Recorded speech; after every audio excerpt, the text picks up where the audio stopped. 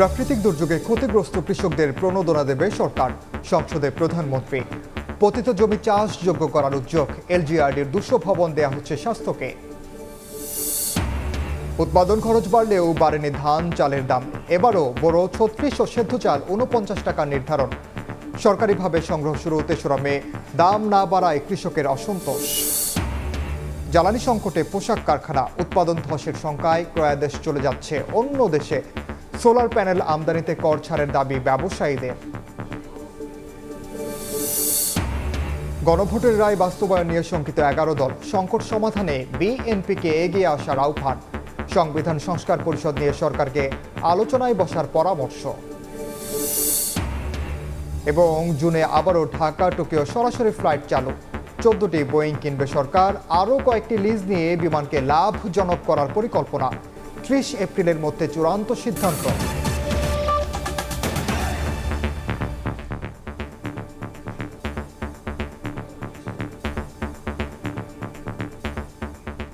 সময় সংবাদের সঙ্গে আছে আমি ওমরিনা। প্রাকৃতিক দুর্যোগে ক্ষতিগ্রস্ত কৃষকদের বিশেষ প্রণোদনা দেওয়া হবে বলে জানিয়েছেন প্রধানমন্ত্রী তারেক রহমান। জাতীয় সংসদ অধিবেশনের প্রশ্নোত্তর পর্বে তিনি কথা বলেন। পতিত জমি চাষযোগ্য করতে নানামুখী উদ্যোগের কথা তুলে ধরে সরকার প্রধান বলেন, খাল খননের মাধ্যমে মাটির উর্বরতা বাড়ানোর পরিকল্পনা নেওয়া হয়েছে। এছাড়া নারী ও শিশুদের স্বাস্থ্যসেবা নিশ্চিতে এ মাসেই এলজিআরডির অধীনে থাকা 200 ভবন স্বাস্থ্য মন্ত্রণালয়কে বুঝিয়ে দেওয়া হবে। প্রধানমন্ত্রী বলেন, পররাষ্ট্রনীতির মূল দর্শন সবার আগে বাংলাদেশ। মাননীয় সদস্যবৃন্দ, বুধবার বিকেল 3টায় শুরু হয় 19তম দিনের সংসদ অধিবেশন। শুরুতেই সংসদ সদস্যদের প্রশ্নের জবাব দেন প্রধানমন্ত্রী তারেক রহমান। কৃষি উৎপাদন বাড়াতে কৃষক কার্ড বিতরণ শুরু হয়েছে জানিয়ে প্রধানমন্ত্রী বলেন, পর্যায়ক্রমে 10টি সেবারে কার্ড পাবেন 2,75,00,000 কৃষক। প্রাকৃতিক দুর্যোগে ক্ষতিগ্রস্ত কৃষককে প্রণোদনা, যন্ত্রপাতিতে ভর্তুকি সহ জলবায়ু পরিবর্তনের প্রভাব মোকাবেলায় দেশব্যাপী ক্লাইমেট স্মার্ট কৃষি বাস্তবায়নের পরিকল্পনার কথা তুলে ধরেন প্রধানমন্ত্রী। পর্যায়ক্রমিকভাবে মাননীয় স্পিকার, দেশের সকল কৃষককে আমরা এই কার্ড প্রদান করব, যার পরিমাণ প্রায় 2,75,00,000 কৃষক। মাননীয় স্পিকার, এছাড়াও কৃষির উন্নয়নে বর্তমান সরকার আরও অনেকগুলো সময় উপযোগী পরিকল্পনা গ্রহণ করেছে। জলবায়ু পরিবর্তনের প্রভাব মোকাবেলায় ক্লাইমেট স্মার্ট কৃষি বাস্তবায়ন করার পরিকল্পনা রয়েছে বর্তমান সরকারের। লবণাক্ততা, খরা ও বন্যা সহ সহনশীল ফসল চাষ, পানি ব্যবস্থার উন্নয়ন এবং টেকসই কৃষি প্রযুক্তি ব্যবহারের মাধ্যমে কৃষিকে পরিবেশ বান্ধব করা। পররাষ্ট্রনীতিতে সমতা, ন্যায্যতা ও পারস্পরিক সম্মান রক্ষার কথা জানান প্রধানমন্ত্রী। সবার আগে বাংলাদেশ পররাষ্ট্রনীতির এই মূল দর্শনকে বিবেচনায় নিয়ে প্রতিটি ক্ষেত্রে বাংলাদেশের স্বাধীনতা, সার্বভৌমত্ব, জাতীয় স্বার্থ, জাতীয় নিরাপত্তা এবং জনগণের কল্যাণে সর্বাগ্রে প্রাধান্য দেওয়ার লক্ষ্যে কার্যক্রম শুরু হয়েছে। এর ভিতর সমতা, ন্যায্যতা ও পারস্পরিক সম্মানের ভিত্তিতে বাংলাদেশকে একটি আত্মমর্যাদাশীল রাষ্ট্র হিসেবে প্রতিষ্ঠার লক্ষ্যে সরকার কাজ শুরু করেছে এবং কাজ করে যাচ্ছে। স্বাস্থ্যসেবা বাড়াতে এলজিআরডি মন্ত্রণালয়ের অধীনে থাকা 200 ভবন স্বাস্থ্য মন্ত্রণালয়কে হস্তান্তর করা হবে বলে জানান প্রধানমন্ত্রী। জানান, দ্রুত সময়ের মধ্যে 2 কোটি শিশুকে দেওয়া হবে হামের ভ্যাকসিন। এলজিআরডি মন্ত্রণালয়ের অধীনে কোনোটি 5 তলা, কোনোটি 8 তলা, এরকম প্রায় 200টি বিল্ডিং আছে। আমরা বর্তমান সরকার কিছুদিন আগে একটি উদ্যোগ গ্রহণ করেছে, এগুলি আমরা স্বাস্থ্য মন্ত্রণালয়ের কাছে হ্যান্ডওভার করার ব্যবস্থা নিয়েছি। ইউনিসেফ আমাদেরকে দ্রুত তারা হামের যে ভ্যাকসিনেশন সেটি খুব দ্রুততার সাথে পাঠিয়েছে, যার ফলে আমরা ওষুধগুলো পেয়েছি এবং প্রায় 2 কোটি শিশুকে এই হামের ভ্যাকসিনেশন আমরা দিব। ফ্যাসিস্ট আমলে নিয়োগকৃত সারের ডিলার পরিবর্তনে চিফ হুইপের দাবির প্রতি সমর্থন জানান সংসদ নেতা। মন্ত্রণালয়ের অধীনে হাসান ওয়ালি, সময় সংবাদ, ঢাকা। এবারও 36 টাকা কেজিতে ধান গম কিনবে সরকার। সিদ্ধ চাল 49, আতপ 48 টাকা। ধান সংগ্রহ শুরু হচ্ছে 3রা মে, আর 15 মে থেকে শুরু হবে চাল সংগ্রহ। উৎপাদন খরচ বাড়ার পরও দাম না বাড়ানোয় অসন্তুষ্ট কৃষক। মাঠে মাঠে সোনালী ধান, বিস্তীর্ণ জমিতে দোল খাচ্ছে পাকা আধা পাকা ধানের শীষ। হাওর সহ বিভিন্ন স্থানে মাঠ থেকে ফসল তোলা শুরু করেছেন কৃষক। চলতি বোরো মৌসুমে 18.5 লাখ টন খাদ্যশস্য কেনার লক্ষ্যমাত্রা নিয়েছে সরকার। বুধবার সচিবালয়ে খাদ্য পরিকল্পনা ও পরিধারণ কমিটির বৈঠক শেষে ব্রিফিংয়ে স্বরাষ্ট্রমন্ত্রী জানান, এবারও ধান, চাল ও গমের দাম অপরিবর্তিত। কেজি প্রতি 36 টাকা দরে 5 লাখ মেট্রিক টন ধান, 49 টাকা দরে 12 লাখ মেট্রিক টন সিদ্ধ চাল, 48 টাকা দরে 1 লাখ মেট্রিক টন আতপ চাল ও 36 টাকা কেজি দরে 50,000 মেট্রিক টন গম কিনবে সরকার। বোরো ধান কেজি প্রতি 36 টাকা নির্ধারণ করেছে। সিদ্ধ চালের ক্ষেত্রে 49 টাকা, আতপ চালের 48 টাকা কেজি প্রতি। গমের ক্রয় মূল্য নির্ধারণ করেছে 36 টাকা। যে আবহাওয়া রিপোর্ট সেই অনুসারে এখনো পর্যন্ত দুর্যোগের কোনো সম্ভাবনা ইনশাআল্লাহ নেই। সেই হিসাবে আমরা আমাদের লক্ষ্যমাত্রার চাইতেও বেশি উৎপাদন হবে বলে আশা করছি। সেই হিসাবে আমাদের ঘাটতি নেই। মন্ত্রী আরও জানান, 3রা মে থেকে ধান আর 15 মে থেকে চাল সংগ্রহ শুরু হবে, চলবে 31 আগস্ট পর্যন্ত। এছাড়া যুক্তরাষ্ট্র থেকে G2G পদ্ধতিতে গম ক্রয় প্রক্রিয়াধীন। মে মাসের 3 তারিখ থেকে ক্রয় শুরু হবে এবং 31 আগস্ট পর্যন্ত চলবে। ইউএসএ থেকে গমের আমদানির জন্য আমাদের একটা মেমো অফ আন্ডারস্ট্যান্ডিং হয়েছে, প্রায় 7 লক্ষ মেট্রিক টনের মতো G2G। সেটা যদি আমরা টার্গেট ফুলফিল করতে পারি, এর বাইরে যেটুকুন সেটা আমরা ওপেন টেন্ডার ম্যাটারেও যেতে পারি। তবে সরকার নির্ধারিত দাম নিয়ে খুশি নন কৃষকরা। বলছেন, বেশি দামে ডিজেল সহ চাষাবাদের উপকরণ কেনার পরও দাম না বাড়ানো হতাশাজনক। সারের দাম বেশি, তেলের দাম বেশি, আমাদের কামলার দাম বেশি, এটা কেমন করে আমাদের পোষাবে? এখন তাদের দিয়ে দেখা যায় কিছুই থাকে না। ন্যায্য দামটা না পায় আমরা কৃষক সবাই ক্ষতিগ্রস্ত হয়ে পড়ে আছি। আমাদের আবাদের প্রতি কোনো আমাদের এনার্জি নেই, আমরা দামই পাচ্ছি না। এটা আমাদের লাভ কি হবে? আমরা কি বাঁচবো? দ্রুত দাম বাড়িয়ে নির্ধারণের দাবি জানান ধান চাষিরা। প্রসূন আশিস, সময় সংবাদ, ঢাকা। বিরোধী দলকে মোকাবিলায় পাল্টা কর্মসূচি দেবে না বিএনপি। রাজপথ ছেড়ে সংসদে আলোচনা করে মতবিরোধ নিরসনের আহ্বান জানিয়েছেন দলটির মহাসচিব মির্জা ফখরুল ইসলাম আলমগীর। সময় সংবাদকে দেয়া একান্ত সাক্ষাৎকারে তিনি আরও বলেন, দলীয় রাজনীতি সরকারে বিলীন হওয়ার ধারণা একেবারেই ঠিক নয়। ইমরুল আহসানের রিপোর্ট। নির্বাচিত মাননীয় সদস্য, জুলাই সনদ বাস্তবায়ন ইস্যুতে সরকার ও বিরোধী দলের মতভেদ সংসদ ছাপিয়ে উত্তাপ ছড়াচ্ছে বাইরেও। আলোচনার জন্য বিশেষ সংসদীয় কমিটি গঠনের প্রস্তাব নাকচ করেছে জামায়াত নেতৃত্বাধীন 11 দলীয় জোট। তাদের দাবি, গণভোটের রায় বাস্তবায়নে সংবিধান সংস্কার পরিষদ গঠনের দাবি আদায়ে কর্মসূচিও দিয়েছে। তবে রাজপথ ছেড়ে সংসদে আলোচনার কথা বলছে বিএনপি। মানুষের পলিটিক্যাল কালচার মানে হচ্ছে রাস্তায় আন্দোলন, রাস্তায় থাকা। এই যে বিষয়গুলো আছে, এই বিষয়গুলো থেকে আমাদের বেরিয়ে আসা দরকার। কারণ এটা আরেক ধরনের, আমি মনে করি, চাপ সৃষ্টি করা, ফর নাথিং চাপ সৃষ্টি করা। আমরা যেটা চাই, সিরিয়াসলি চাই, যেখানে একটা ডেমোক্রেটিক কালচার গড়ে উঠুক, এবং সেই জন্যে রাস্তায় না নেমে আমরা আলোচনার মাধ্যমে সেগুলো শেষ করি, পার্লামেন্টেই শেষ করি, তাহলে সেটা অনেক ফলপ্রসূ হবে। আমরা তো সেই প্রস্তাব বারবার দিয়েছি যে আসেন আমরা পার্লামেন্টে বসেই আলোচনাগুলো সর্ট আউট করি। পলিটিক্যাল লিডার্সরা এই একটা জায়গায় যদি একমত হয় যে আমরা যা কিছু করবো পার্লামেন্টের মধ্যে করবো, লেট দেম শাউট দেয়ার, লেট দেম ওয়াক আউট, অথবা ওখানে চিৎকার চেঁচামেচি করুক, কিন্তু রাস্তায় যাব না। তাহলে হয় কি, আপনার একটা কালচার ধীরে ধীরে গড়ে উঠবে। সময় সংবাদকে দেয়া একান্ত সাক্ষাৎকারে মির্জা ফখরুল ইসলাম আলমগীর জানান, বিরোধী দলকে মোকাবেলায় পাল্টা কোনো কর্মসূচি দেবে না তাদের দল। রাস্তায় আমরা কোনো কর্মসূচি দেবো না। বড়জোর যেটা করতে পারি সেটা হচ্ছে যে পাবলিক পারসেপশন ক্লিয়ার করার জন্য আমরা হয়তো সিম্পোজিয়াম, সেমিনার এগুলোর বাড়িয়ে দিতে পারি, এবং জনগণের সঙ্গে যখন কথা বলা হবে তখন সেগুলো করতে পারি। আর মানুষকে বোকা মনে করতে কোনো কারণ নেই। মানুষ খুব ভালো বোঝে, আমরা যদি কোনো খারাপ কাজ করে থাকি মানুষ ঠিকই দেখবে যে আমাদেরকে ভোট দেবে না নেক্সট ইলেকশনে।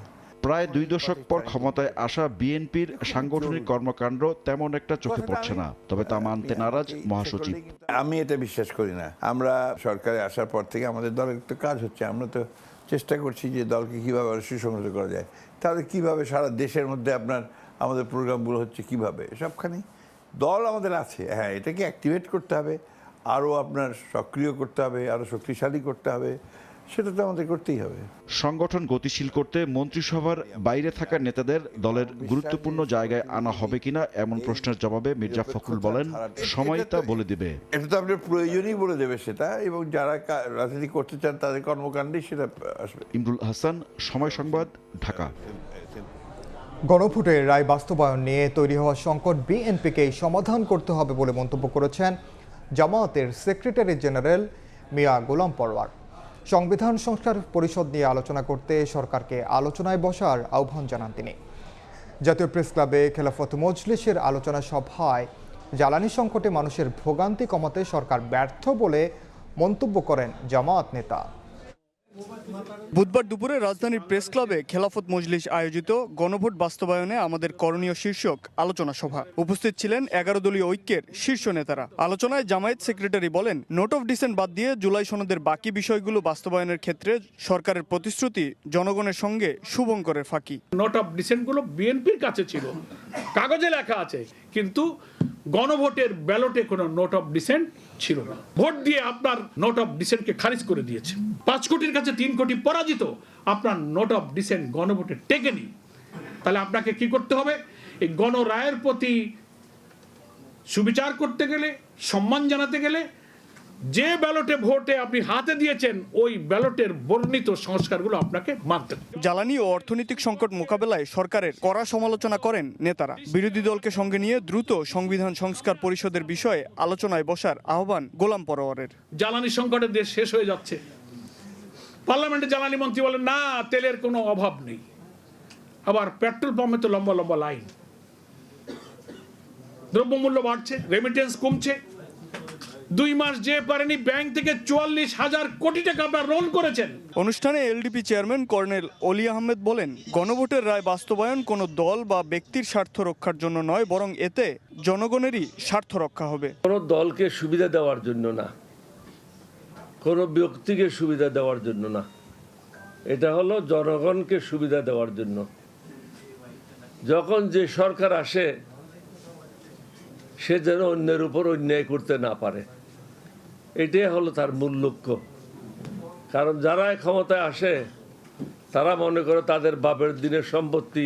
গণভোটের সব বিষয় বাস্তবায়ন না হলে পর্যায়ক্রমে লাগাতার আন্দোলন চালিয়ে যাওয়ার ঘোষণা দেন 11 দলীয় ঐক্যের নেতারা। সরকারের শুভ বুদ্ধির উদয় হোক। শাবাব ওয়াসি, সময় সংবাদ, ঢাকা। সংসদে সংরক্ষিত নারী আসনে এনসিপি নেত্রী মনিরা শারমিনের মনোনয়নপত্র স্থগিত করা হয়েছে। তবে 11 দলীয় ঐক্যের বাকি 12টি মনোনয়নপত্র গৃহীত হয়েছে। দুপুরে নির্বাচন কমিশনে মনোনয়ন যাচাই বাছাই শেষে কথা জানান রিটার্নিং কর্মকর্তা। বৃহস্পতিবার বেলা 12টার মধ্যে মনিরা শারমিনকে প্রয়োজনীয় নথি জমা দিতে বলা হয়েছে। ব্রিফিংয়ে জামাতের সহকারী সেক্রেটারি জেনারেল এহসানুল মাহবুব জুবায়ের বলেন, সবার মনোনয়ন গৃহীত হবে বলে প্রত্যাশা তার। মনিরা শারমিন সহ বিকল্প প্রার্থী নুসরাত তাবাসসুমের মনোনয়ন গৃহীত না হলে বিধি অনুযায়ী ব্যবস্থা নেওয়া হবে বলে জানান তিনি। এর ব্যত্যয় হলে সংসদ ও রাজপথে আন্দোলনের হুঁশিয়ারি দেন জামাতের এই নেতা। নির্বাচিত হবে ইনশাআল্লাহ। আমরা মিডিয়ায় দেখেছি তো বাছাই পর্ব খুবই সংক্ষিপ্ত হয়েছে। যে সমস্ত বিষয়গুলো ওনারা চেয়েছেন আমরা সেগুলো উপস্থাপন করেছি, ওনারা দেখেছেন। এর মধ্যে 12টিকে প্রাথমিকভাবেই ওনারা মনোনয়ন বৈধ বলে বলেছেন, আর একটির জন্য কিছু তথ্য ওনারা চেয়েছেন। এনসিপির মনিরা শারমিন, আমরা আশা করছি সেটাও আগামীকালকে উনি ডকুমেন্টেশনগুলো সহ করলে আশা করি কোনো সমস্যা হবে না। আমরা বিধি অনুযায়ী ব্যবস্থা নেব ইনশাআল্লাহ। জুনে ঢাকা টোকিও রুটে পুনরায় ফ্লাইট চালুর সিদ্ধান্ত নিয়েছে সরকার। এছাড়া বিমানকে আরও লাভজনক করতে 14টি উড়োজাহাজ ক্রয়ের পাশাপাশি কয়েকটি লিজ নেয়ার বিষয়ে 30 এপ্রিলের মধ্যে সিদ্ধান্ত হবে।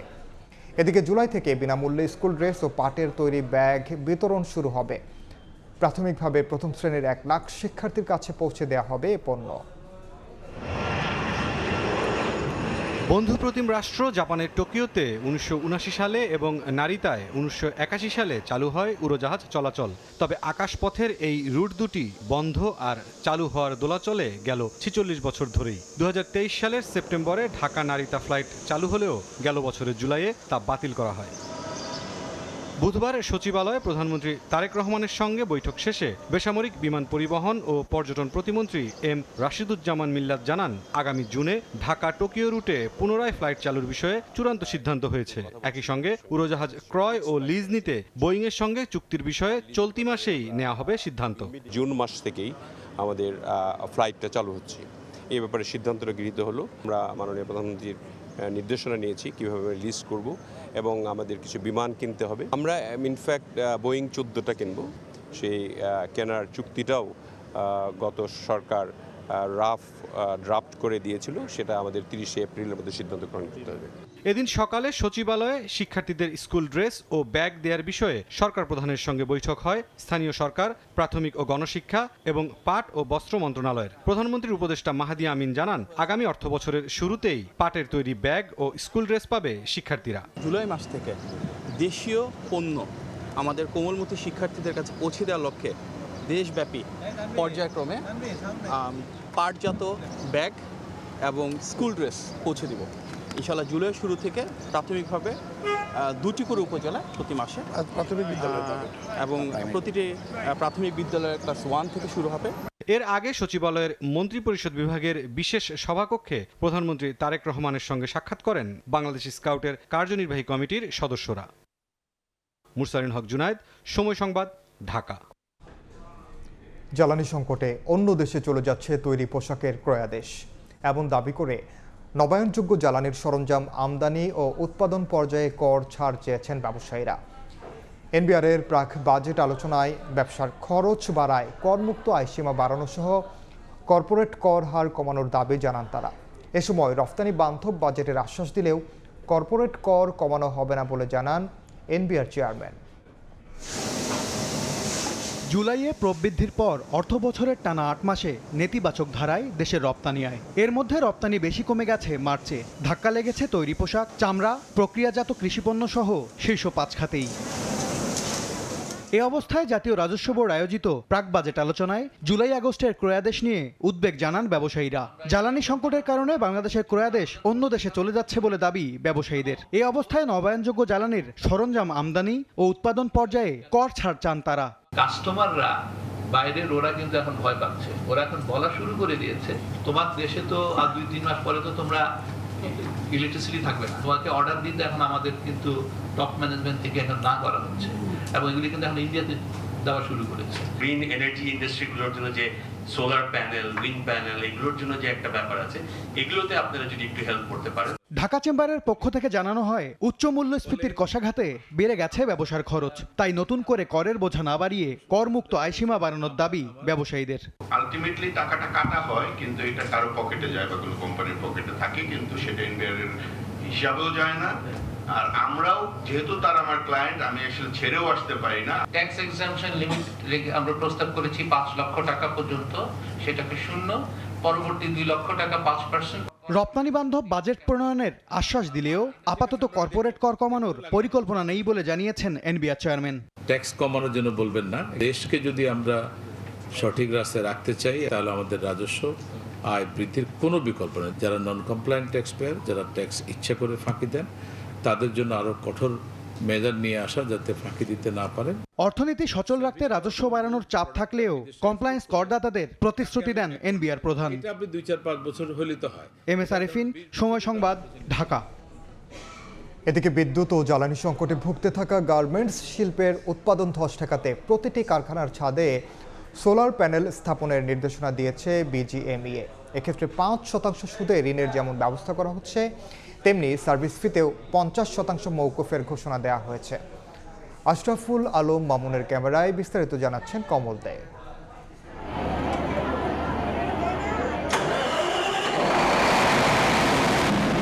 মধ্যপ্রাচ্যে যুদ্ধের প্রভাবে জ্বালানি সংকটে ভুগতে থাকা বাংলাদেশের গার্মেন্টস কারখানাগুলোতে প্রতিদিন 3 থেকে 4 ঘন্টা বিদ্যুতের লোডশেডিং স্বাভাবিক ঘটনা হয়ে দাঁড়িয়েছে। লোডশেডিং এর এই সময়ে জেনারেটর দিয়ে সামাল দেওয়ার চেষ্টা হলো, মিলছে না প্রয়োজনীয় ডিজেল। এই অবস্থায় কারখানাগুলোতে উৎপাদন কমেছে অন্তত 40%। আর তাই সদস্য কারখানাগুলোর ছাদে সোলার প্যানেল স্থাপনের বিশেষ নোটিশ দিয়েছে গার্মেন্টস ব্যবসায়ীদের সংগঠন বিজিএমইএ। যদি ইন্ডাস্ট্রি তার সোলার প্যানেল স্থাপন করে, তাদেরকে স্বল্প সুদে ঋণ সুবিধা দেবে। সোলার প্যানেল স্থাপনের জন্য আর্থিক সহযোগিতা হিসেবে 5 থেকে 5.5% সুদে ঋণের ব্যবস্থা করা হয়েছে। একই সঙ্গে আগামী 3 মাসের মধ্যে যেসব কারখানা সোলার প্যানেল স্থাপন করবে, তাদের সার্ভিস ফি 50% মওকুফ করা হচ্ছে।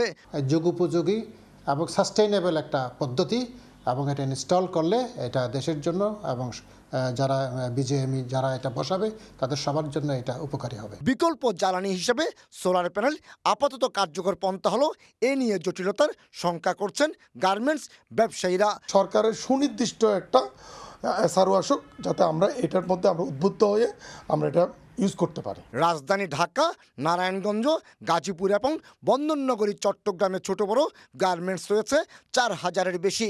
এছাড়া 8টি ইপিজেডে আরও অন্তত 600 গার্মেন্টস কারখানা রয়েছে, যেখান থেকে বছরে রপ্তানি আয় আসছে 40 বিলিয়ন মার্কিন ডলার। কমল দে, সময় সংবাদ, চট্টগ্রাম। রাজধানীর বিভিন্ন ফিলিং স্টেশনে শুরু হয়েছে বাড়তি জ্বালানি সরবরাহ। এতে কিছু কিছু পাম্পের পরিস্থিতি সহনীয় পর্যায়ে এলেও কোথাও কোথাও রয়ে গেছে দীর্ঘ লাইন আর ভোগান্তি। 7টি পাম্পে ফুয়েল পাস ছাড়া তেল পাচ্ছেন না বাইকাররা। তবে ঢাকার বাইরে ঘন্টার পর ঘন্টা লাইনে দাঁড়িয়ে অতিষ্ঠ গ্রাহক। জ্বালানি বিভাগের আশা কয়েকদিনের মধ্যে ফিরে আসবে স্বস্তি। শিমুল হোসেনকে নিয়ে আরও জানাচ্ছেন ফারুক ভূঁইয়া রবিন। 4 থেকে 5 ঘন্টা লাইনে দাঁড়িয়ে থাকার পর জানা গেল ফুয়েল অ্যাপ ছাড়া মিলবে না জ্বালানি তেল। তাই শেষ পর্যন্ত অ্যাপ নিবন্ধনের চেষ্টায় এই মোটরসাইকেল চালক। অ্যাপসের সমস্যার কারণে তো আমরা ভোগান্তি, এরকম আরো অনেকের ভোগান্তি দেখলাম, তো অনেকেও অ্যাপস ডাউনলোড ঠিকভাবে পাচ্ছে না। রাজধানীর অন্তত 7টি পাম্পে অ্যাপ ছাড়া জ্বালানি পাচ্ছেন না বাইকাররা। এখন শুনতেছি যে ফুয়েল পাস ছাড়া হবে না।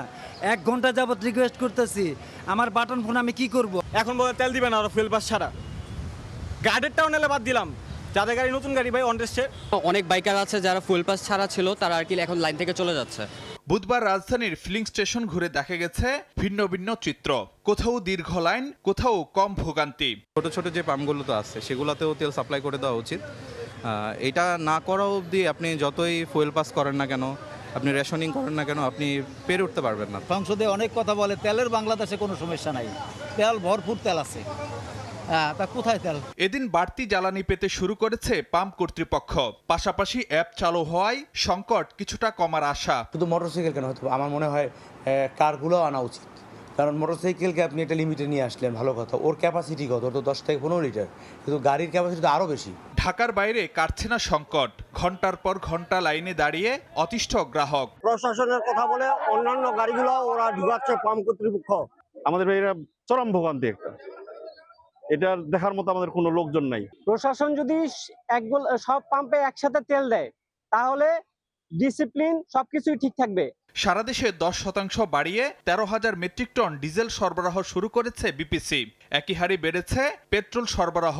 আর অকটেন 20% বাড়িয়ে দৈনিক সরবরাহ হচ্ছে 1422 মেট্রিক টন। এতে কয়েকদিনের মধ্যে ফিলিং স্টেশনে ভোগান্তি কমার আশা সরকারের। যেটা আমরা বাড়িয়েছি এটা আমরা অব্যাহত রাখবো। আশা করছি যে আমরা আগামী কয়েকদিনের মধ্যে এটা ইনশাল্লাহ ঠিক হয়ে যাবে। অপারেশনাল ক্যাপাসিটি কিভাবে বৃদ্ধি করা যায় ফিলিং স্টেশনগুলোর, সে ব্যাপারেও আমরা নজর দিচ্ছি। যদিও পেট্রোল পাম্প মালিক সমিতি বলছে স্বস্তি ফেরাতে ডিপো থেকে তেল সরবরাহ আরও বাড়াতে হবে। 25 আর 26 এর মাঝখানে তো আপনার 20% গাড়ি বাড়ছে, 10-20% বাড়াইছে। এটা একটা আমি মনে করি শুভ সূচনা। এখন এই 10-20% দিয়ে যদি কভার হয়ে যায়, well, hope for the best. আর যদি না হয় তাহলে আবার বাড়াইতে হবে ওনাদেরকে। জ্বালানি বিভাগের আশ্বাস, সরবরাহ নিয়ে শঙ্কা নেই, মজুদ আছে পর্যাপ্ত। ফারুক ভূঁইয়া রবিন, সময় সংবাদ, ঢাকা। পঞ্চম দিনে 11টি ফ্লাইটে সৌদি আরব যাবেন 4521 হজ যাত্রী। এই মুহূর্তে আশকোনা হজ ক্যাম্পে আছেন সহকর্মী রাইদুল ইসলাম শুভ। সরাসরি যাচ্ছে তার কাছে। অল্প কিছুক্ষণ আগেই আসরের নামাজ শেষ হয়েছে। মুসল্লিরা যে যার নামাজ শেষ করে যে ওয়াজগুলো রয়েছে, অর্থাৎ সেখানে গিয়ে সৌদিতে গিয়ে হজের যে সকল কার্যক্রমগুলো রয়েছে সে সম্পর্কে কিন্তু মাসলা শুনছিলেন। এবং এরপরে কিন্তু তাদের ফ্লাইট, অর্থাৎ 6:20 একটি ফ্লাইট আছে বিমান বাংলাদেশ এয়ারলাইন্সের, সেই ফ্লাইটের যাত্রীরা কিন্তু প্রায় 3টার দিকেই এই হজ ক্যাম্প থেকে বেরিয়ে গেছেন। যাদের ফ্লাইট 7:20 আছে তারা কিন্তু এখন পুরোপুরিভাবে প্রস্তুতি নিচ্ছে যাওয়ার জন্য। বিভিন্ন আজকে আমরা যেমনটা জানি যে 11টি ফ্লাইটের মধ্যে বিমান বাংলাদেশ এয়ারলাইন্স কিন্তু 5টি ফ্লাইটে হজের উদ্দেশ্যে যাত্রীদের নিয়ে যাবে। তার মধ্যে 2000-এর অর্থাৎ 2100-র কাছাকাছি মুসল্লিরা কিন্তু এবার হজ যাত্রায় আজকে বিমান বাংলাদেশ এয়ারলাইন্সের যে বিমানটি রয়েছে সেই বিমানে করে তারা ফ্লাইটে করে তারা যাত্রা করবেন। হাজিদের মধ্যে এক ধরনের আনন্দ, এক ধরনের স্বপ্নের যেই স্বপ্নগুলো দেখতে থাকেন প্রতি জীবনে জন্ম নেওয়ার পর থেকে, যে আল্লাহর ঘর দেখার সেই স্বপ্নগুলো কিন্তু হাজিদের মুসল্লিদের চোখে মুখে কিন্তু আমরা ফুটে উঠতে দেখেছি। এবং এই পর্যন্ত এখন পর্যন্ত এমন কোনো কিন্তু আসলে হাজিদের মুখে তেমন কোনো অভিযোগ কিন্তু পাওয়া যায়নি। সবাই বলছে এবারের হজ যাত্রাটা অনেকটা সুশৃঙ্খলভাবেই হচ্ছে এবং সকলের মধ্যে কিন্তু একটা অন্যরকম আনন্দ আমেজ বয়াস করছে, কেননা তাদের স্বপ্ন সত্যি হতে যাচ্ছে। অল্প কিছুক্ষণ পরে তারা ফ্লাইটে উঠবেন, সেই ফ্লাইটে করে কিন্তু আসলে তাদের যেই স্বপ্নে আল্লাহর ঘর অর্থাৎ মক্কার উদ্দেশ্যে মদিনায় গিয়ে অবতরণ করবেন। আজকে সর্বমোট 11টি ফ্লাইটের মধ্যে সবশেষ কিন্তু 11:10-এ সবশেষ ফ্লাইট রয়েছে। এই 22 এপ্রিল যেই যাত্রীরা আছে তারা কিন্তু রাত 11:10-এ ফ্লাইটে সবশেষ যাত্রা করবে। তো সব কিছু মিলিয়ে হাজিদের খবর ছিল এই কাছে আমার কাছে সবশেষ। সরাসরি যুক্ত ছিলাম আশকোনা হজ ক্যাম্পে। আগামী সোমবার যশোর সফরে যাবেন প্রধানমন্ত্রী তারেক রহমান। তাকে স্বাগত জানাতে চলছে প্রস্তুতি। উলাশিখালের পুনঃখনন এবং যশোর মেডিকেল কলেজের 500 শয্যার হাসপাতালের নির্মাণ কাজ উদ্বোধন সহ রয়েছে একগুচ্ছ কর্মসূচি। নানা প্রত্যাশা নিয়ে অপেক্ষার প্রহর গুনছেন যশোরের মানুষ। চলছে মঞ্চ তৈরির কাজ, পাশাপাশি সাজসজ্জার কাজও চলছে জোরে সোরে। আগামী 27 এপ্রিল যশোর সফরে যাবেন প্রধানমন্ত্রী তারেক রহমান। এজন্য প্রস্তুতি নিচ্ছেন দলের নেতাকর্মীরা। তাকে স্বাগত জানাতে এবং কাছ থেকে দেখতে অধীর আগ্রহে অপেক্ষায় এই জনপদের মানুষ। আগামী 27 তারিখে যশোরে আসছেন, এই সংবাদে আমরা আনন্দিত। যশোরকে একটি আধুনিক ও মডেল শহর হিসেবে আমাদের কাছে উপহার হিসেবে প্রদান করবেন এই আশা রাখি। এদিকে সমাবেশ সফল করতে বিএনপির উদ্যোগে চলছে ব্যাপক কর্মযজ্ঞ। প্রতিদিন জেলা জুড়ে সভা, মিছিল, লিফলেট বিতরণ সহ নানা কর্মসূচি। নেতা কর্মীদের পাশাপাশি সাধারণ মানুষের মধ্যে ব্যাপক উৎসাহ উদ্দীপনা কাজ করছে এবং আমরা ব্যাপক প্রস্তুতিও নিচ্ছে সবাই। প্রধানমন্ত্রীর সফর ঘিরে প্রস্তুত জেলা প্রশাসনও। নিরাপত্তার জন্য আমরা ইতিমধ্যে সকল বাহিনীর সাথে অসংখ্যবার মিটিং হয়েছে, কথা হয়েছে।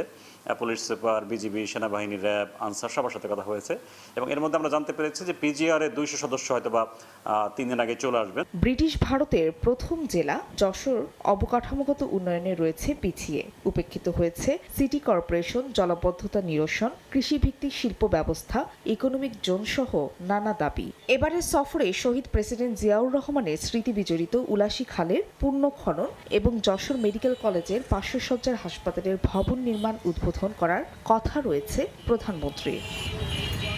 সময় সংবাদ, যশোর। সাংবাদিকদের শিক্ষাগত যোগ্যতার বিষয়ে অংশীজনের মতামতের ভিত্তিতে সিদ্ধান্ত নেওয়া হবে বলে জানিয়েছেন তথ্য ও সম্প্রচার মন্ত্রী। সকালে পিআইবিতে সাংবাদিকতায় জেন্ডার সংবেদনশীলতা শীর্ষক প্রকাশনার মোড়ক উন্মোচন অনুষ্ঠানে তিনি আরও জানান, মোবাইল সাংবাদিকতাকে প্রাতিষ্ঠানিক রূপ দিতে হবে। এর মাধ্যমে বিদ্যমান সমস্যার কার্যকর সমাধান সম্ভব হবে বলে জানান তিনি। মন্ত্রী বলেন, রাজনীতি ও গণমাধ্যম দুই ক্ষেত্রেই জবাবদিহির সংস্কৃতি শক্তিশালী করা জরুরি। গণমাধ্যমের স্বাধীনতা ছাড়া জনগণের কাছে জবাবদিহির মধ্যে থাকার যে সংস্কৃতি, এটা কিন্তু বহাল রাখা যায় না। এবং সে কারণে যত বেশি স্বাধীন এবং প্রাতিষ্ঠানিকভাবে দক্ষ গণমাধ্যম থাকবে, যার কাজই হবে ক্ষমতাকে প্রশ্ন করা। আমরা গণমাধ্যম জগতের সকল অংশীদারদের সঙ্গে পর্যায়ক্রমে বৈঠকে বসছি, তাদের মতামত নিচ্ছি এবং তাদের কাছ থেকেই প্রাথমিক সমাধানের প্রস্তাবটা আমরা গ্রহণ করতে চাই। ভার্চুয়াল কোর্ট পরিচালনায় এ পর্যন্ত কোনো সংকট দেখা যায়নি, বরং মামলা পরিচালনায় গতিশীলতা এসেছে। দুপুরে নিজ কার্যালয়ে ব্রিফিংয়ে কথা বলেন অ্যাটর্নি জেনারেল রুহুল কুদ্দুস কাজল। আরও বলেন, চলমান জ্বালানি সংকট মোকাবেলায় এই উদ্যোগ ইতিবাচক প্রভাব ফেলবে। জ্বালানি সংকট মোকাবেলায় পূর্ব সিদ্ধান্ত অনুযায়ী বুধবার ভার্চুয়ালি অনুষ্ঠিত হয় সুপ্রিম কোর্টের উভয় বিভাগের বিচার কাজ। বিচারিক কার্যক্রম অনলাইনে চললেও আদালতে দেখা যায় আইনজীবী সহ সবাইকে। সুপ্রিম কোর্ট প্রাঙ্গণে গণজমায়েত নিষিদ্ধ থাকলেও এদিন দুপুরে ভার্চুয়াল আদালতের বিরুদ্ধে বিক্ষোভ মিছিল করেন আইনজীবীদের একাংশ। অনলাইন আদালতে মামলার কার্যক্রম নষ্ট হচ্ছে বলে দাবি তাদের। শুনানির সময় আমাদের অনেক রেফারেন্স লাগে, বই লাগে, তথ্য উপাত্ত লাগে, এই শুনানিটা কোনোভাবেই ভার্চুয়ালি করা সম্ভব না। সেই ক্ষেত্রে গুরুত্বপূর্ণ অনেক মামলা শুনানিকালে নষ্ট হওয়ার সম্ভাবনা তৈরি হয়েছে। যদিও attorney general barrister Ruhul Quddus Kajal জানান, ভার্চুয়াল বিচার কাজে এখন পর্যন্ত কোনো সমস্যা হয়নি, বরং মামলা পরিচালনায় এসেছে গতি। আমার কাছে মনে হয়েছে যে আজকের মামলার কার্যক্রমে একটু গতিশীলতা এসেছে, কারণ শারীরিক উপস্থিতিতে মামলা করতে গেলে আমরা অনেক সময় অনেক অপ্রয়োজনীয় জিনিস অনেক সময় কথা বলি, কিংবা আমরা হয়তো ইন্টারাকশন জিনিসটা ওভাবে সবসময় ওইটা না, কিন্তু এটা হচ্ছে বাস্তবতা। ভার্চুয়ালি বিচার কাজ পরিচালনা সাময়িক উল্লেখ করে প্রয়োজনে সিদ্ধান্ত পরিবর্তনে আলোচনার আশ্বাস দেন অ্যাটর্নি জেনারেল। আসিফ মোহাম্মদ সিয়াম, সময় সংবাদ, ঢাকা। হাম ও উপসর্গ নিয়ে আরও 5 শিশুর মৃত্যু হয়েছে, বাড়ছে আক্রান্তের সংখ্যাও। এদিকে হামের রোগী রেফার বন্ধে স্বাস্থ্য অধিদপ্তর নির্দেশনা দিলেও মানছে না অনেক হাসপাতাল, তাই অসুস্থ সন্তানকে নিয়ে ছুটতে হচ্ছে অভিভাবককে। M A আজিমের report. পৃথিবীর আলোতে এসেই কৃত্রিম বাতাসে বাঁচার চেষ্টা 5 মাসের এ অবুঝ শিশুর। হামের প্রকোপ ক্রমেই দুর্বল আর নিস্তেজ করে দিচ্ছে তাকে। একটু সুস্থ করার চেষ্টায় হাসপাতালের বিছানায় দিনরাত এক করে স্বজনদের অক্লান্ত পরিশ্রম। আক্রান্তের সংখ্যা বাড়তে থাকায় বিভিন্ন হাসপাতালে ঘুরেও বেড মিলছে না অনেকের। স্বাস্থ্য অধিদপ্তরের নির্দেশনা অমান্য করে রেফার করছেন বিভিন্ন হাসপাতাল। এলাকার যে কয়েকটা ইতে গেছিলাম, ওগুলা দেখানোর পর এই জায়গা আবার রেফারেন্স করছিল। বুঝতে পারিনি, বছর দেখাইছিলাম আমাদের এলাকায়, পরে দেখেন থেকে আবার মাউতালাইছি, মাউতালো ভর্তি রাখেন একবার। অনেকে স্বাভাবিক জ্বর ভেবে প্রথমে বাড়িতেই চিকিৎসা নিয়েছেন, আবার প্রাথমিক অবস্থায় চিকিৎসক হাম শনাক্ত করতে না পারায় গুরুতর হচ্ছে পরিস্থিতি। আমি ওর ঠোঁটের মধ্যে গা দেখে অনুমান করতে পারছি যে এটা হাম হবে, তারপর আমি আবার ডক্টরের কাছে নিয়ে যাই। এই র্যাশ যখন বের হয় তখন তো আমরাও বুঝতে পারি যে না হাম, কিন্তু এর আগে ডাক্তারও বুঝতে পারে না আসলে বাচ্চাটা কোন রোগে আক্রান্ত হইতেছে। চিকিৎসকরা বলছেন ফুসকুড়ি ওঠার আগে হাম শনাক্ত কষ্টকর, তাই জ্বর হলেই হাম ধরে নিয়ে আইসোলেশনে রেখে রোগীর চিকিৎসা শুরু করতে হবে। 2 বছরের নিচে বাচ্চারা আমাদের কাছে বেশি আসছেন, এবং যারা আসছেন তাদের একটা বড় অংশই আসলে ভর্তি হওয়ার মতো বাচ্চারাই আমাদের কাছে আসছেন। যতদিন ছুটি হচ্ছে তার চেয়ে কিছু হলো বেশি ভর্তি হচ্ছে, ফলে আলটিমেটলি 10 জন 15 জন 20 জন করে বাড়ছে প্রতিদিন নেট রোগী যদি বাড়ে। শুধুমাত্র মহাখালী ডিএনসিসি ডেডিকেটেড হাসপাতালে হাম আক্রান্ত হয়ে ভর্তি আছে 484 শিশু। এম এ আজিম, সময় সংবাদ, ঢাকা।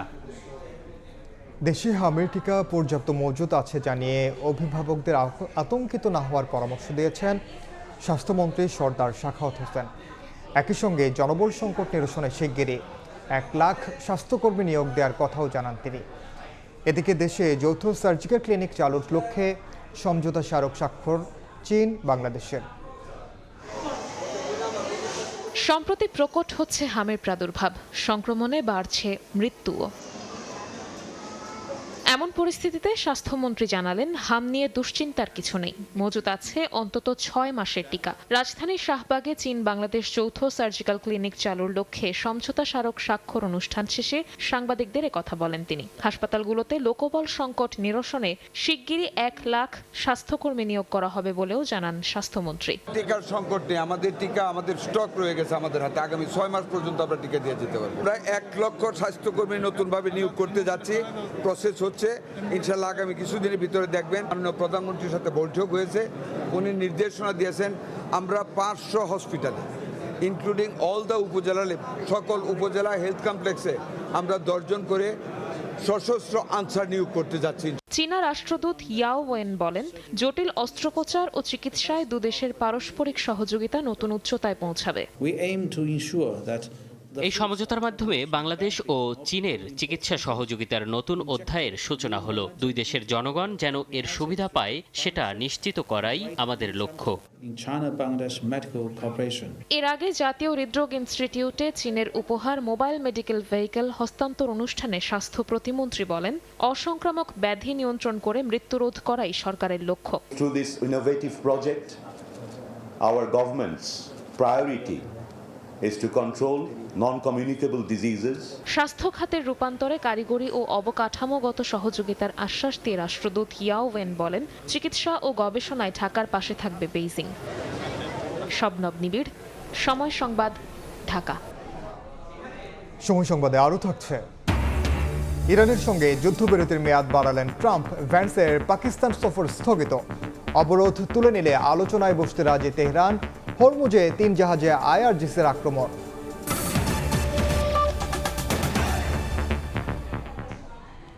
জমি নিয়ে বিরোধের জেরে নওগাঁয় শিশুসহ 4 খুন ঘটনার দায় স্বীকার করে জবানবন্দি দিয়েছে নিহত হাবিবুরের ভাগ্নে সবুজ সহ 3 জন। সবুজের বাড়ি বিক্ষুব্ধ জনতা আগুন দিয়ে পুড়িয়ে দিয়েছে। এ ঘটনায় এখন পর্যন্ত গ্রেফতার করা হয়েছে 6 জনকে। সম্পত্তির লোভে এ হত্যাকাণ্ড বলে জানিয়েছে পুলিশ। ঘটনার একদিনের মাথায় নওগাঁয় লোমহর্ষক 4 খুনের রহস্য উদ্ঘাটন করল পুলিশ। স্বীকারোক্তি দিয়েছে মূল হোতাসহ জড়িত 3 আসামি। বুধবার দুপুরে পুলিশ সুপার কার্যালয়ে সংবাদ সম্মেলনে জানানো হয়, আসামিদের প্রাথমিক স্বীকারোক্তি অনুযায়ী জমি সংক্রান্ত বিরোধের জেরেই হত্যা করা হয় শিশুসহ একই পরিবারের 4 জনকে। ঘটনায় আটক রয়েছেন মোট 6 জন। দায় স্বীকার করেছে ভাগ্নে সবুজ সহ 3 জন। নমির উদ্দিনের 1 ছেলে এবং 5 মেয়ের যে সন্তান এবং তাদের মেয়ের জামাইদের মধ্যে যে পারস্পরিক শত্রুতা, জমি নিয়ে বিরোধ এবং যে তাদের মধ্যে যে ক্ষোভ ছিল যে বঞ্চিত হওয়ার, এ থেকেই এই ঘটনার সূত্রপাত হয়েছে। এদিকে ঘটনার জানাজানি হওয়ার পর অভিযুক্ত সবুজের বাড়িতে আগুন দেন এলাকাবাসী। পরে পুলিশ গিয়ে পরিস্থিতি নিয়ন্ত্রণে আনে। মঙ্গলবার রাতে নওগাঁর নিয়ামতপুর বাহাদুরপুর গ্রামে হাবিবুর, তার স্ত্রী ও 2 সন্তানকে গলা কেটে হত্যা করা হয়। এমআর রকি, সময় সংবাদ, নওগাঁ। রাজধানীর পল্লবীতে হাতুড়ি দিয়ে মাথা ও মুখ থেতলে নির্মমভাবে হত্যা করা হয় গৃহশিক্ষিকা ফিরোজা খানম জোসনাকে। নিহতের মুষ্টি থেকে উদ্ধার করা হয় কালো লম্বা চুল। এর সূত্র ধরেই খুনিদের খুঁজে বের করার চেষ্টা করা হচ্ছে বলে জানিয়েছে পুলিশ। সাবলেট সহ জোসনার ফ্ল্যাটের বসবাসকারীরাই এখন সন্দেহের তালিকায়। মাসুদুর রহমানের রিপোর্ট। রাজধানীর পল্লবী 12-8 নম্বর রোডের গাজী মঞ্জিলে ভাড়া থাকতেন গৃহশিক্ষিকা ফিরোজা খানম জোসনা। 10 বছর ধরে একাই থাকতেন তিনি। 3 রুমের ফ্ল্যাটে 2 রুম দিয়েছিলেন সাবলেট। বৃহস্পতিবার রাত 10টায় বাসায় ঢুকেছিলেন জোসনা। পরদিন সকাল 10টায় তার বাসার দারোয়ান দরজা খোলা দেখে ভেতরে গিয়ে রক্তাক্ত মরদেহ দেখতে পেয়ে খবর দেন পুলিশকে। দেখে আমার একবার হয়ে গেল, তাড়াতাড়ি করে দেখা ফ্ল্যাটের সাবলেট ভাড়াটিয়ারা বলছেন, নিজের নাম সালমা বলে পরিচয় দিতেন জোসনা। স্বামী ও সন্তান আছে বলেও জানিয়েছিলেন তিনি। আমার হাজবেন্ড হচ্ছে কর্নেল তাহের, ওনার ছেলে মেয়ে বুয়েটে পড়াশোনা করে, কিন্তু আজ পর্যন্ত কখনো তাদেরকে দেখিও নাই, কোনো আত্মীয় বা কাউকে কখনো আসতেও দেখিনি। নিহতের মুষ্টিবদ্ধ হাতে ছিল চুল। সেই চুল ধরেই এগিয়ে চলছে পুলিশের তদন্ত। বাসার সাবলেট এবং তার উল্টা পাশে যারা ছিল আমরা জিজ্ঞাসাবাদ করেছি আমাদের সিনিয়র অফিসার সহকারে। আমরা তাদের বিভিন্ন বিষয় নিয়ে, মোবাইলের বিষয় এবং অন্যান্য যে টেকনিক্যাল বিষয় আছে আমরা অ্যানালাইসিস করতেছি এবং দেখতেছি যে এরকম আছে কিনা। পুলিশ জানিয়েছে, ভবনটির সিসিটিভি না থাকলেও আশপাশের ফুটেজ সংগ্রহ করে চলছে বিশ্লেষণ। হত্যার 4 দিন অতিবাহিত হলেও এখনও কোনো কুলকিনারা করতে পারছে না আইন শৃঙ্খলা বাহিনী। যিনি মারা গেছেন তার মুষ্টিতে ছিল কিছু চুল। এটি এখন আইন শৃঙ্খলা বাহিনীর প্রধান ক্লু। এই চুল থেকে কি অপরাধী শনাক্ত হবে নাকি অধরাই থেকে যাবে, সেটি সময় বলে দেবে। মাসুদুর রহমান, সময় সংবাদ, ঢাকা। মোবাইল ফোন ছিনিয়ে নেওয়ার জেরে আশুলিয়ায় ফয়সাল মোল্লাকে কুপিয়ে হত্যা করে বিপ্লব হাসান বিপু। ফরিদপুর থেকে অভিযুক্তকে গ্রেফতারের পর এ তথ্য জানিয়েছে পিবিআই। আশুলিয়ায় একটি মোবাইল ফোন ছিনিয়ে নেয়ার ঘটনার জেরে বিরোধ চলছিল ফয়সাল মোল্লা ও বিপ্লব হাসান বিপুর। সম্পর্কে তারা আত্মীয় হওয়ায় 2 পরিবারের মধ্যে চলে মীমাংসার চেষ্টা, কিন্তু দুপক্ষের হুমকি ধমকিতে একসময় হার মানে তাদের পরিবার। এরপর মামলাটি অধিগ্রহণ করে তদন্তে নামে পিবিআই। গত 19 ও 20 এপ্রিল ফরিদপুরের বোয়ালমারী থেকে গ্রেপ্তার করা হয় বিপ্লব হাসান বিপুকে। প্রাথমিক জিজ্ঞাসাবাদে জানা যায়, দীর্ঘদিনের বিরোধ ও ক্ষোভের জেরেই হত্যা করা হয় ফয়সালকে। আমাদের যে গ্রেপ্তারকৃত আসামি, তার একটা গরুর খামার আছে। এই গরুর খামারের 2 জন কর্মচারী আছে। এই যে মৃত ব্যক্তি ফয়সাল মোল্লা, সে এই 2 কর্মচারীর মোবাইল এবং টাকা ঘাস কাটার সময় ঘটনাস্থল থেকে নিয়ে যায়। গ্রেপ্তারকৃত আসামি বিপ্লব হোসেন বিপু এবং তার বড় ভাই হচ্ছে মাসুদ। বিপু যখন বাসায় ফিরে তখন তার কর্মচারীর কাছ থেকে এই টাকা এবং মোবাইল নেওয়ার কথা শুনতে পারে। বিপু প্রত্যুত্তরে বলে, যদি আমার কর্মচারীর মোবাইল ফেরত না দেয় তাহলে জানে মেরে ফেলবে। আসামির জবানবন্দির পর হত্যায় ব্যবহৃত অস্ত্র উদ্ধার করতে সক্ষম হয়েছে সংস্থাটি। বিপু আদালতে ১৬৪ ধারায় স্বীকারোক্তিমূলক জবানবন্দি দিয়েছে বলেও জানান পুলিশ সুপার। এই আসামি বিপু ফরিদপুরে অবস্থান করছে। পরবর্তীতে আমরা আমাদের পিবিআই টিম ফরিদপুরে আমরা অভিযান পরিচালনা করি এবং ফরিদপুরের বোয়ালিয়া থেকে আমরা এই বিপুকে গ্রেপ্তার করতে সক্ষম হই। হত্যাকাণ্ডে জড়িত অন্য আসামিদের গ্রেপ্তারে অভিযান চলমান আছে বলেও জানিয়েছে পিবিআই। এই দুইজন কর্মচারী ঘাস কাটা বা অন্যান্য কাজের সাথেও নেশাজাতীয় দ্রব্য খাওয়া এবং বেচার সাথে জড়িত। সামদানি প্রত্যয়, সময় সংবাদ, ঢাকা। চট্টগ্রামে সরকারি সিটি কলেজে ছাত্রদল ও শিবিরের সংঘর্ষের পর ফুটেজ দেখে অপরাধীদের ধরতে অভিযানে নেমেছে পুলিশ। শিক্ষা প্রতিষ্ঠানে অনাকাঙ্ক্ষিত ঘটনার পুনরাবৃত্তি ঠেকাতে বাড়ানো হয়েছে নজরদারিও। মঙ্গলবার কলেজ ক্যাম্পাসে গ্রাফিতিতে গুপ্ত রাজনীতি লেখাকে কেন্দ্র করে ছাত্রদল শিবিরের সংঘর্ষ হয়। এতে উভয় পক্ষের অন্তত 10 জন আহত হন।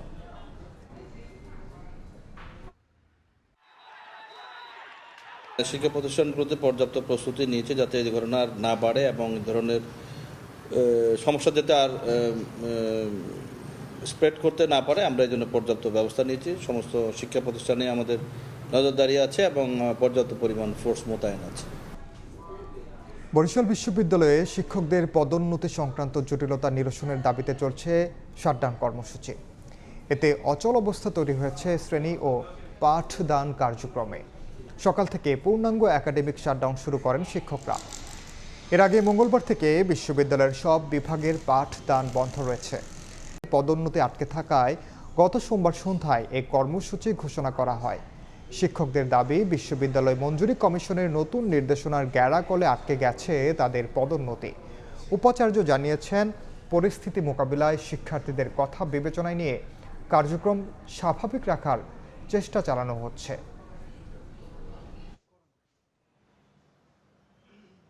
দিন ধরে বিশ্ববিদ্যালয় সম্পূর্ণ বন্ধ বলা যায়, কিন্তু উপাচার্য মহোদয় টনক নড়ে নাই এবং এখন পর্যন্ত তিনি কোনো ধরনের কার্যকর উদ্যোগ গ্রহণ করেন নাই। প্রমোশনের জন্য একটা ন্যূনতম যোগ্যতার ক্রাইটেরিয়া ফিক্স করে দিয়েছেন এবং সমস্ত বিশ্ববিদ্যালয়কে এই ক্রাইটেরিয়ার ভিত্তিতে ওই ন্যূনতম যোগ্যতা রেখে তার উপরে যা খুশি রাখতে পারে রেখে একটা নীতিমালা বা সংবিধি প্রণয়ন করতে হবে এবং তারই আলোকে প্রমোশন দিতে হবে। পাবনার মানসিক হাসপাতাল যেন টিকটকারদের অভয়ারণ্য। অভিযোগ উঠেছে, আনসার সদস্যদের টাকা দিয়ে ভেতরে ঢুকে রোগীদের উত্ত্যক্ত করে ভিডিও কন্টেন্ট তৈরি করছে অনেকে। 2 আনসার সদস্যকে অব্যাহতি দেওয়ার পর এ কথা জানিয়ে কর্তৃপক্ষ বলছে জড়িতদের বিরুদ্ধে ব্যবস্থা নেওয়া হবে। আসিফ মাহমুদের ছবিতে সবুজ মোল্লার রিপোর্ট। মেন্টালের মধ্যে ঢুকে পড়েছি, পাগল হয়ে গেছি আমি।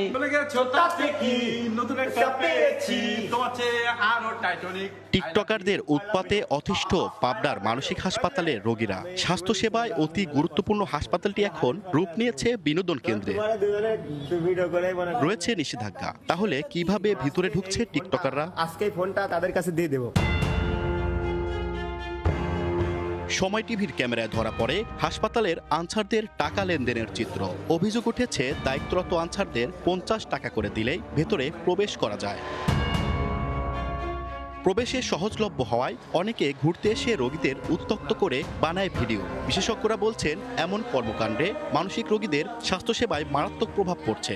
আবুল তাবুল ভিডিও করে, আবার গানের সাথে ভিডিও বানাই ছাড়ে। সবসময় জানালা দিয়ে দরজা দিয়ে মানে এমন বিরক্ত করে, কাছে এসে ভিডিও করে, আমরা মানা করলেও শোনে না। এটির কারণে যেটি হয় যে মানসিক রোগীরা আমরা যেভাবে তাদেরকে সুচিকিৎসার মাধ্যমে বা আমাদের যে কর্মকর্তা কর্মচারী সেবিকা আয়া তারা যে সুস্থ করে তোলেন, সেটি কিন্তু আবার আগের অবস্থায় ফিরে যায়। এ ঘটনায় 2 আনসার সদস্যকে অব্যাহতি দেওয়া হয়েছে।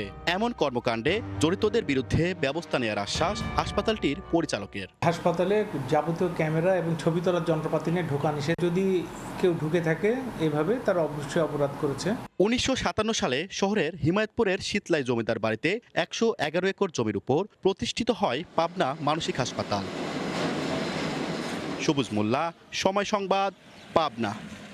ঢাকা শহরের আশপাশের এলাকায় বর্তমান মূল্যের চেয়ে প্রায় অর্ধেক দামে ফ্ল্যাট কিনতে পারবেন মধ্যবিত্তরা। তবে এজন্য নাগরিক চাহিদা, ব্যবসায়ীদের দাবি এবং নগর সৌন্দর্যকে আমলে নিয়েই ডিটেইল এরিয়া প্ল্যান চাই রিহ্যাব। একই সঙ্গে সংগঠনটির হারানো ভাবমূর্তি পুনরুদ্ধারে দৃঢ় প্রতিজ্ঞ রিহ্যাবের নতুন পরিচালনা বোর্ড।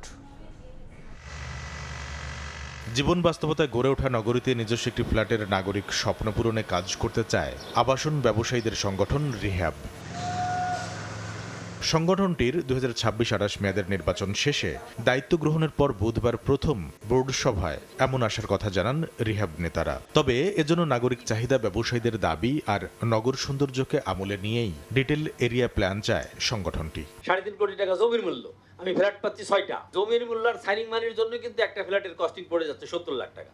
এরপর আছে কনস্ট্রাকশন ব্যয়। কৃষি জমি আর নষ্ট করব না, আমরা উপরের দিকে যাব, এটি আমরা সরকারকে বোঝানোর চেষ্টা করব। এটি যদি আমরা বোঝাতে সক্ষম হই এবং শহর তলিতে যদি যাই, metro rail, elevated express way হচ্ছে, সেগুলো হলে আমরা আশা করি ফ্ল্যাটের মূল্য সাধারণ মানুষের জন্য আমরা 40 থেকে 60 লক্ষ টাকার মধ্যে 1200 বর্গ ফুটের ফ্ল্যাট দিতে পারবো। এ সময় গ্রাহক বান্ধব হওয়ার পাশাপাশি ক্রমবর্ধমান ব্যয়ের চাপ সামলে নিয়ে রিহ্যাবকে ব্যবসা বান্ধব সংগঠন হিসেবেও গড়ে তোলার কথা জানান তারা। রিহ্যাব আসলে সবচেয়ে বড় সমস্যা ইমেজ সংকটে আছে। আমরা চাই এটা ইমেজটাকে পুনরুদ্ধার করতে। একই সাথে আমরা বলেছি যে এটাকে ব্যবসা বান্ধব করতে হবে আমাদেরকে, কারণ আমাদের দিন শেষে মেম্বারদের যদি ব্যবসায় কমফোর্ট দিতে না পারে, তাহলে আমাদের এখানে বসা না বসা ডাজ নট ম্যাটার, কিছু যায় আসে না।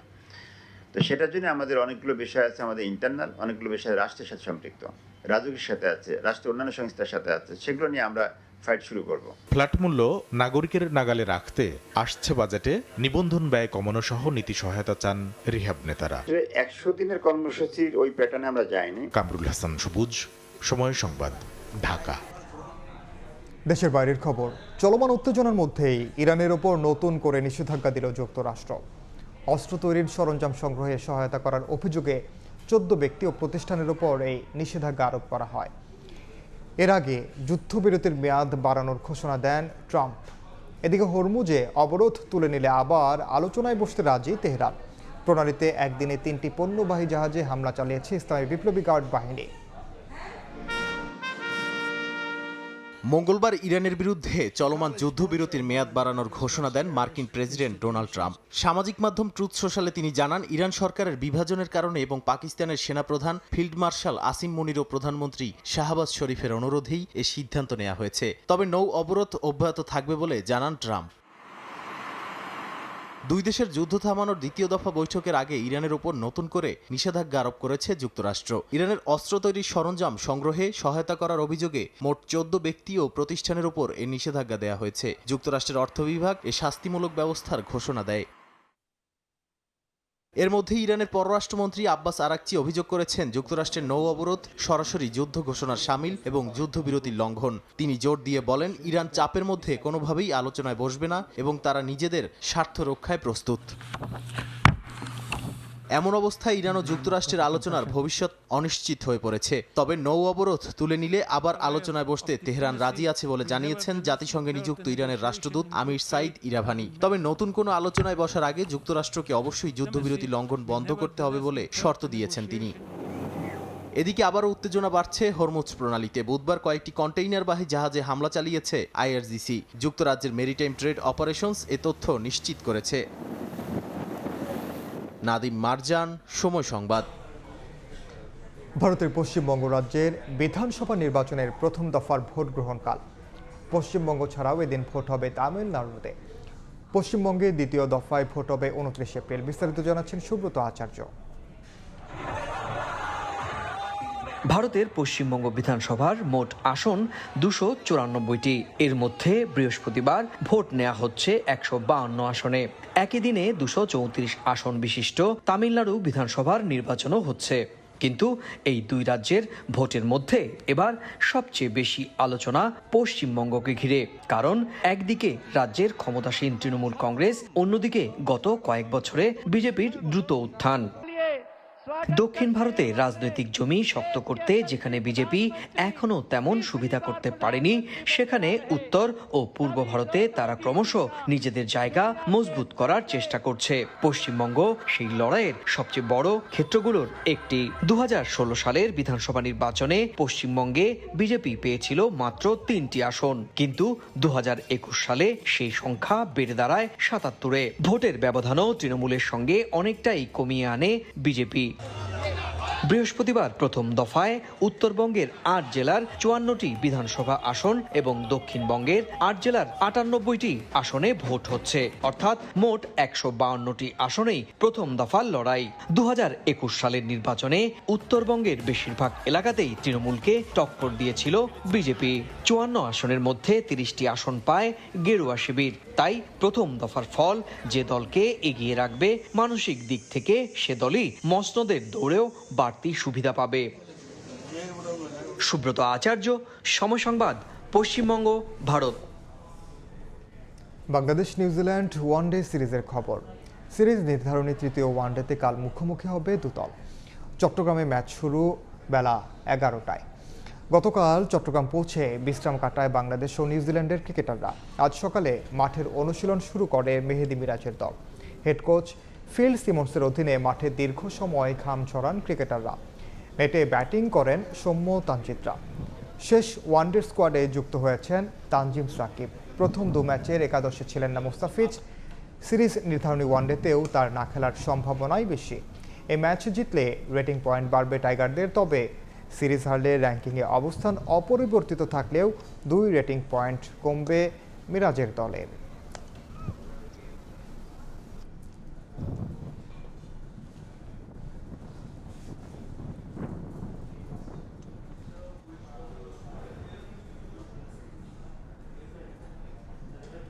এ পর্যায়ে শীর্ষ সংবাদগুলো জানিয়ে দিচ্ছি আরেকবার। প্রাকৃতিক দুর্যোগে ক্ষতিগ্রস্ত কৃষকদের প্রণোদনা দেবে সরকার। সংসদে প্রধানমন্ত্রী। পতিত জমি চাষযোগ্য করার উদ্যোগ। এলজিআরডির 200 ভবন দেয়া হচ্ছে স্বাস্থ্যকে। উৎপাদন খরচ বাড়লেও বাড়েনি ধান চালের দাম। এবারও বড় 36 ও সেদ্ধ চাল 49 টাকা নির্ধারণ। সরকারিভাবে সংগ্রহ শুরু 3রা মে। দাম না বাড়ায় কৃষকের অসন্তোষ। এবং জ্বালানি সংকটে পোশাক কারখানা উৎপাদন ধসের সংখ্যায় ক্রয়াদেশ চলে যাচ্ছে অন্য দেশে। সোলার প্যানেল আমদানিতে কর ছাড়ের দাবি ব্যবসায়ীদের।